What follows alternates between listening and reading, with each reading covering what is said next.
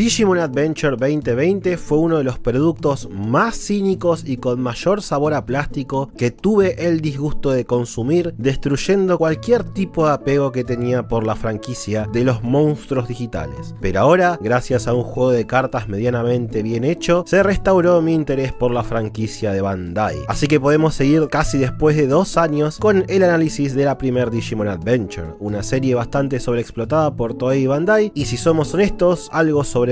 por su fandom dentro del contexto de la franquicia. Pero eso no quita que al final del día es un producto funcional. Exploremos juntos qué hizo tan bien para tener tal nivel de resonancia con la gente, haciendo que más de 20 años después se sigan anunciando títulos vinculados con ella. Así que hola y bienvenido a PBZ en la continuación de este viaje llamado Digimon Adventure, específicamente con una de las partes que no suelen ser muy discutidas, pero es una de mis predilectas, la saga de Temon, una pequeña sección de la historia que, en mi opinión, comparativamente con el resto de Adventure, está bastante infravalorada al punto que ni Toei la sobreexplota como al resto. Por ahí es por eso que me gusta tanto, no me la estrujaron en la cara por todos lados como al pobre Deimon y a Leomon y bla bla bla bla bla. Pero bueno, igual cuando digo pequeña saga, realmente me refiero a una muy diminuta, siendo la más corta de todas, iniciando en el episodio 14 y terminando en el 20. Estamos hablando de menos de 10 capítulos, algo que cuando uno es chico por alguna razón le parece que son muchos más. Para empezar, podríamos decir que la saga de Temon es una etapa de transición entre la historia inicial en la isla File y la que discutible es la trama central con Myotismon, más adelante. Pero también es una transición eficiente respecto a una cuestión vinculada con el tono de la historia. Mientras en los 12 primeros capítulos el mundo digital se presenta como una aventura un poco más relajada, donde al final del día los habitantes locales son siempre buenos, acá en el nuevo continente la situación se complica un poco más. Por un lado, esta historia abre con los resultados del final agridulce del sacrificio de Angemon y la aparición de Genai, un anciano que aparenta venir con respuestas, pero realmente trae a la mesa muchas más preguntas, generando todavía más incógnitas a uno como audiencia. El anciano se presenta como alguien que no es un Digimon, pero tampoco un humano, complejizando todavía más la naturaleza del mundo de los Digimon. Sumado a esto, tantea la idea de que una fuerza oscura amenaza al mundo digital, pero no le dan tiempo a explicar qué es, ya que la transmisión es cortada. Pero lo más importante de su mensaje es que indica qué deben hacer a partir de ahora los elegidos: ir al continente server y buscar los emblemas, una nueva mecánica que permitirá un nuevo nivel de evolución a los protagonistas. El problema está en que los esperan grandes enemigos más peligrosos que el mismísimo Devimon en su camino, lo que causa un alto nivel de incertidumbre en el grupo. Es un escenario muy interesante donde se permite que todos puedan decidir si ir al continente y correr el riesgo o no, mostrando sus diversos puntos de vista. Increíblemente, esto informa mucho de cada personaje y la trayectoria que tuvo hasta este momento en la historia, y el poco ánimo en general que tiene el grupo respecto a este nuevo escenario, siendo Joe el caso más extremo al decir que pueden soltar la toalla y llevar una vida tranquila en la isla File. Sí, el tipo más desesperado en volver al mundo real es el que en este momento se acobarda más. El broche de oro del intercambio es Takeru, quien tiene la mayor determinación en emprender el viaje, ya que si se quedan ahí, Angemon se habría sacrificado para nada, demostrando que, aunque no lo parece, posiblemente sea el personaje que más creció en los primeros 13 episodios.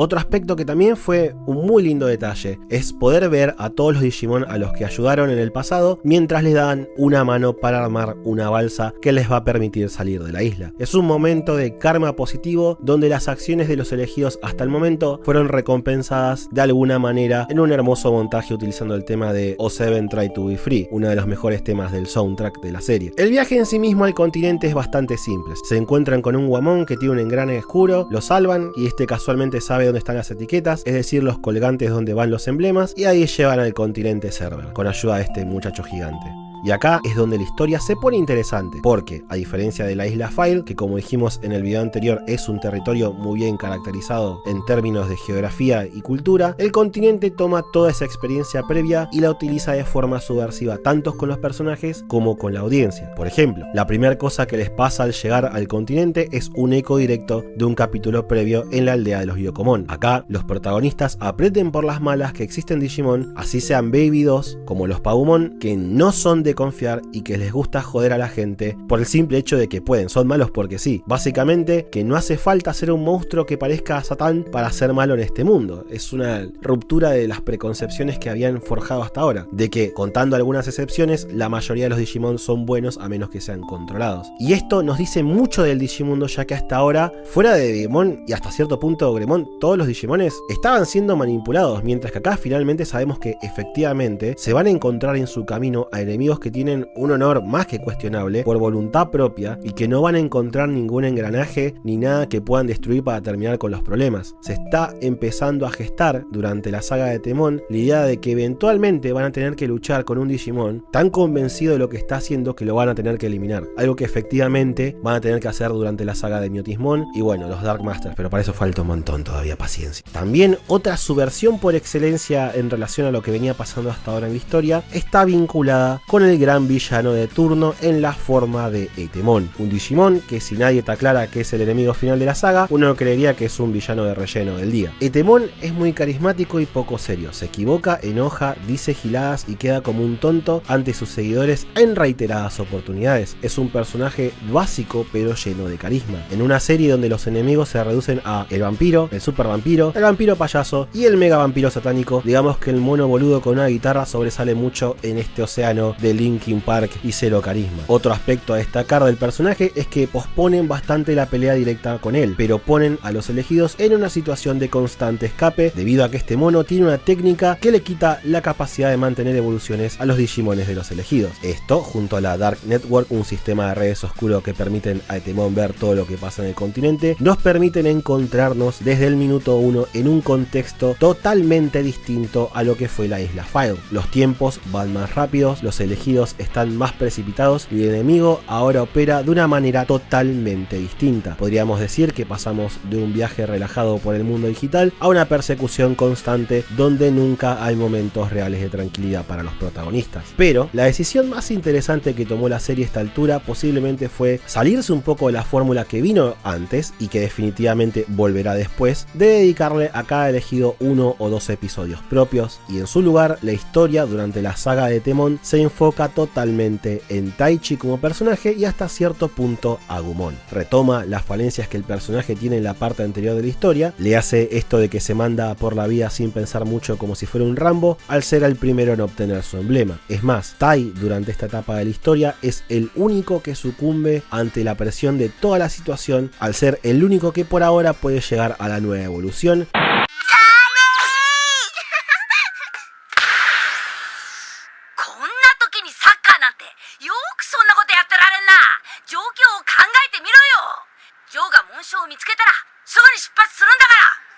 Y esto lo vuelve muy negligente con su propio Digimon, forzando una evolución negativa al poner su vida en riesgo adrede y dando origen a Skullgreymon. Skullgreymon está bastante interesante, ya que por un lado la serie finalmente exploró un poco más el detalle de la idea de malas evoluciones por culpa de una mala crianza que caracteriza a la franquicia fuera de la animación, pero además abrió todo un mundo de posibilidades respecto a lo que le espera en el futuro a los protagonistas. Ahora sabemos que no toda evolución es buena y que así como Tai la cagó, a cualquiera de los otros elegidos podría pasarle lo mismo, algo que, como ya sabemos, no se dio, pero que en una primera vista de la serie es una pequeña inquietud en la audiencia que los acompaña hasta el final de la historia. Es una lástima que con Tokomon no exploraron mejor la idea de crianza, ya que a los 3 capítulos ya era básicamente el mismo Patamon de siempre, pero sin la capacidad de volar. Pero bueno, volviendo al Digimon de huesos, otro detalle bastante simple pero eficiente fue el hacer luchar a Greymon contra una versión maligna de sí mismo. Así, una vez evolucionado, uno puede apreciar el contraste de tamaños entre la primera evolución de Agumon y la monstruosidad que fue su siguiente etapa. Pero lo magnífico del asunto es que Taichi y Agumon no es que simplemente se dan cuenta de su error y borrón y cuenta nueva y siguen su vida como si nada, sino que todo el evento los deja marcados con algo que los acompaña por el resto de la saga. Le hace 3 o 4 capítulos más, donde ambos personajes ahora tienen un miedo a evolucionar y volver a equivocarse, por lo que ni siquiera pueden utilizar al Greymon común. Recuperarse recuperarse y volver a evolucionar a Greymon, demanda por parte de ellos un entrenamiento con un Digimon muy poderoso con el que se encuentran en el continente, llamado Piximon. El mismo es presentado de una forma interesante, ya que hasta ahora, durante todo el viaje en el continente, los personajes no tuvieron un momento real de paz y siempre fueron estafados por alguien. En la aldea Coromon, en el barco de Kokatorimon y ni hablar en la trampa del Coliseo. Es interesante apreciar algo de tensión en el grupo cuando intentan ver si realmente pueden confiar en el Hada Digimon, luego de que todo el mundo y su madre los estafó e intentó matar. En este episodio, el 18, tenemos un pequeño momento donde Yamato está hablando con Kojiro de que quiere crecer para ser mejor persona y ayudar a Agumon, pero nuevamente, si bien todos los personajes tienen un pequeño momento de este nivel, la historia realmente sigue su foco central en Taichi y Agumon, que van en una suerte de viaje espiritual a la deriva a aprender a partir de una simple pero eficiente metáfora con una bicicleta sobre sus errores. Aprenden que no todo va a salir a la primera y que muchas veces es necesario la ayuda de otros para poder obtener un objetivo, sembrando las bases de la que será la evolución de Metal Greymon 2 capítulos después, a partir de la idea más simple. La evolución es un esfuerzo de los dos y deben aceptar la ayuda de otros en el proceso. La batalla final de la serie se centra en el secuestro de Sora por parte de Nanimon, un Digimon que creó el Dark Network para Etemon y que quiere matar al mono por haberlo destruido parcialmente. En el proceso, los personajes aprenden que efectivamente el Digimundo es una realidad digital y se tantean algunos conceptos interesantes como clonar uno a uno los datos de Sora, pero no hacen nada con dicha idea con tanto potencial, ya que la copia es destruida instantáneamente. Quien se lleva la situación de nuevo es Taichi, que se relaja al pensar que al ser digitales no pueden morir, y luego cuando descubre que una muerte en el Digimundo es la muerte en el mundo real, pierde su valor para rescatar a Sora y fracasa en el primer intento. En esencia, el rescate de Sora es un momento donde el elemento final que caracteriza de forma negativa al protagonista es resuelta, es decir, esto de ir por la vida a lo Rambo sin razonar las cosas. Acá Taichi aprende que el verdadero valor no es ser descuidado e ir por la vida sin pensar nada, sino que a pesar de tener miedo hay que enfrentar los obstáculos que uno tiene al frente, más si es para ayudar a un ser querido, activando finalmente su emblema. Toda la secuencia final del capítulo 20 es excelente. Sora se encuentra dentro de una pirámide rodeada por el ejército de Etemon. Todos los elegidos deben participar en un plan bastante bien logrado para permitir que Tai vaya a rescatarla. En el proceso, Joe saca el valor para hacer la carnada, Mimi lucha voluntariamente por primera vez y hasta TK con Tokomon ayudan a esconder al resto del grupo cuando los están persiguiendo. Es una pieza de acción muy bien lograda, donde todos los personajes tienen un rol activo y por igual en la historia. Al final, Nanimon trata de hacer una bomba con la Dark Network que mata y absorba todo. Es una secuencia muy espeluznante donde arrastra a un montón de Digimon y los absorbe, pero Temon no solo logra sobrevivir a la absorción, sino que la domina obteniendo una suerte de nueva forma. Esto es importante por dos razones. Primero, porque Temon es un enemigo que no se lo puede tomar muy en serio, que digamos, con todos los chistes que hubo a su alrededor, y con esta nueva forma espeluznante, digamos que el personaje demanda ser tomado seriamente, pero además porque se ve súper inestable, como si estuviera deformando el mundo digital por el simple hecho de existir, generando una situación de peligro enorme en el clímax de la historia. Naturalmente, en este contexto, Taichi y Agumon alcanzan la evolución perfecta con Metal Greymon, salvando el día, encarando la que es esencialmente una pelea inganable para proteger a los demás, y si bien logran derrotar a Etemon, desaparecen en la explosión en el proceso, cerrando así este pequeño arco de menos de 10 capítulos. La saga de Etemon es el show de Tai y Agumon, pero en mi opinión está bien. La serie optó por hacer que la siguiente etapa de crecimiento de los Digimon sea un evento que se tienen que ganar con sudor y lágrimas. Deja claro que no basta con que se encuentren en peligro genérico como en los primeros 13 episodios, y qué mejor manera de demostrar esto que con el pilar del equipo fracasando y creciendo en el proceso para obtener dicho poder. Después, la serie compensa esto sacando a Tai de la ecuación por varios episodios, pero claramente en estos capítulos el líder obtuvo una mejor caracterización que la que obtendrá el resto del cast en lo que queda de la serie, reforzando esta idea de que menos personajes o mayor foco en menos personajes equivale a una serie mucho mejor. Y por eso creo que este pequeño arco es tan sólido, tiene un foco claro, no pierde su tiempo en ningún momento, agarra todo lo que construyó sobre Tai hasta esta altura y se toma el trabajo de resolverlo de una vez por todas, dejando un personaje más completo. Hasta el Agumon es explorado y demuestra tener dos dedos de frente, al por ejemplo hacer señales de humo para avisar que está atrapado en una cascada, o poder marcarle a Tai que se están equivocando en el camino que están tomando. Es un pequeño y simple estudio de personaje que se volvió una tradición dentro de la franquicia, donde las otras series también lo utilizan de base. Incluso Ghost Game en 2022 está tomando la inspiración de este momento de Tai para explorar a Hiro y su Digimon. La saga de Temon no es la mejor del mundo, pero en lo personal fue cuando considero que Adventure se volvió un poco más especial y demostró que a pesar de ser una historia simple, se puede tomar a sí misma lo suficientemente en serio como para hacer que el personaje principal rompa un poco el arquetipo de soy el líder Rambo y nada más. ¿Le esperan más momentos hacia Adventure? ¿Seguirá demostrando mejoras en los próximos episodios? Espero que lo averigüemos antes de fin de año, así que nos vemos la semana que viene.